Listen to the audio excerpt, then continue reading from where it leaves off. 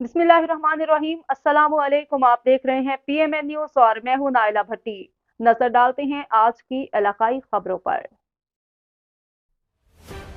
खबर शामिल करते हैं सियालकोट से। मियां मोहम्मद अब्बास ब्यूरो चीफ से। मकबूजा कश्मीर से आए दरियाए चनाब में खैरमराला के मकाम पर पानी की आमद बढ़कर 1,97,922 क्यूसेक रही और पानी की मकदार में मुसलसल इजाफा जारी रहा। डिप्टी कमिश्नर सियालकोट अदनान महमूद आवान और अफसरान ने हेडमराला के मकाम पर दरियाए चनाब के पानी की आमद का मौका पर जाकर जायजा लिया और अमले से अहम मालूमात हासिल की।